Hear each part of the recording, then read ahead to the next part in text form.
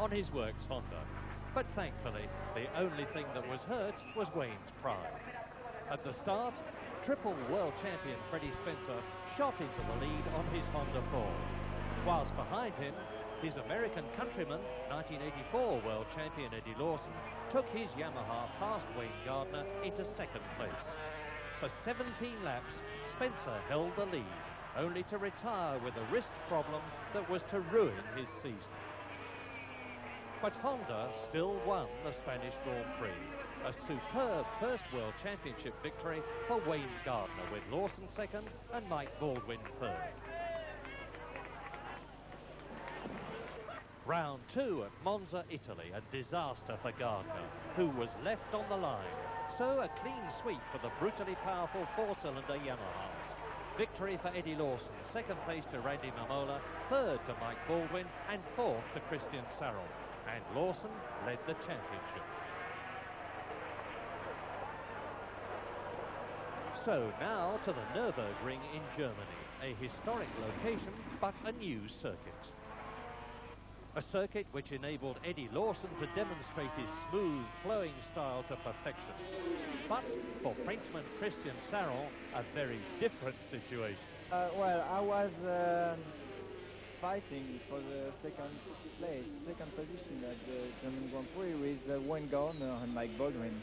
And suddenly the rear wheel just slid very, very quickly.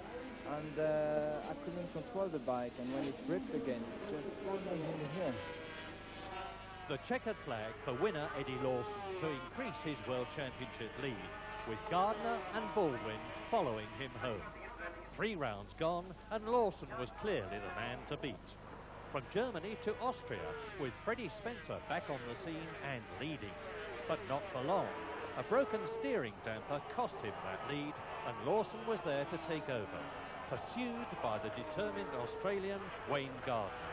And then, with a recurrence of his wrist complaint, Spencer had to retire. So the hat-trick for Eddie Lawson, ahead of Gardner, Mamola, SARRON, Baldwin, and Britain's Rob McElney. Yugoslavia next, with Gardner trying too hard to get on terms with Lawson. And Yugoslavia was the 4th successive win for the seemingly invincible quiet American Eddie Lawson. Steady Eddie and his superb Yamaha truly looked unbeatable. And with a championship lead now of 23 points, he surely had the title in the bag. He seemed quietly confident.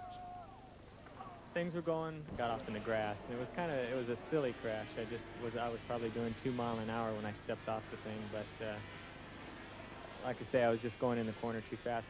Lawson's mistake gave Gardner his chance. The Honda was ahead. And I was trying to explain to him, it's just an adjuster for the shock. It means nothing. It's no problem. I can go. But believe it or not, Lawson was out, and the Wizard of Oz, Wayne Gardner, won his 2nd Grand Prix, ahead of Mamola and Baldwin, finishing as 1. And the championship was alive again.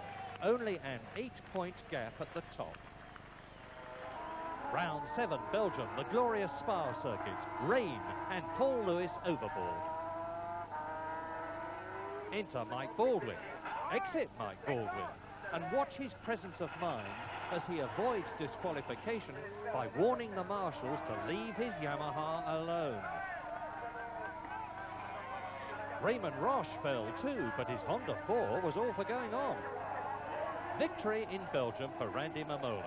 Yamaha's 5th win in 7 races. And Mamola's win took him to 2nd in the championship, 10 points behind Lawson.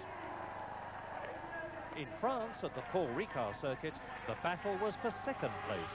Christian SARRON, Wayne Gardner, Mike Baldwin, and Britain's Rob McElney fighting for it, fairing to fairing. Just the conditions to make a mistake, and McElney made it. And it was a whisker over the ragged edge for SARRON too. But ahead of them all, riding smoothly to his 5th win of the year, Eddie Lawson. Mamola 2nd, SARRON 3rd, Baldwin 4th. Another Yamaha whitewash. So is the 1986 World Championship safe and secure for Eddie Lawson. With a 13-point lead, it's looking good for him.